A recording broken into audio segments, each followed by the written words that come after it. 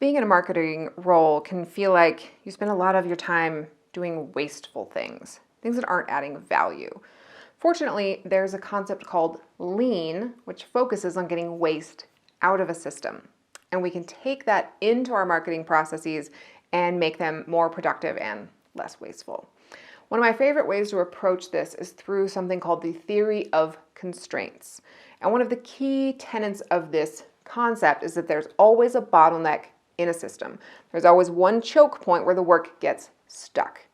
The first thing you have to do is figure out where it is, where it really is. Because if you try to improve your system in the wrong place, where the bottleneck is not actually, you might just make it worse.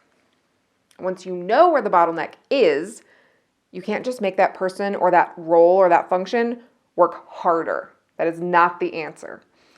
One of the things you can do is to make sure that work is ready for them before it gets into the bottleneck. Make sure that there's no errors or issues with it.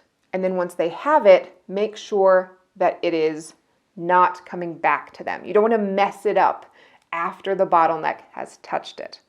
For instance, if you know that you have a stakeholder that tends to blow things up, get their feedback before you put the work through the bottleneck.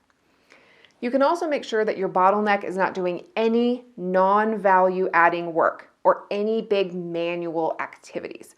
Take that work off of them and put it somewhere else in the system, even if it's supposed to be part of their job. We want to maximize the bottleneck's time by making sure they're only doing ready, high-value work. When you do all of this, you're probably going to move the bottleneck somewhere else into your system. And that's okay. That's why lean and agile are focused on continuous improvement. Just take these steps, apply them to the next place that your bottleneck is, and keep on going while your process gets better day by day.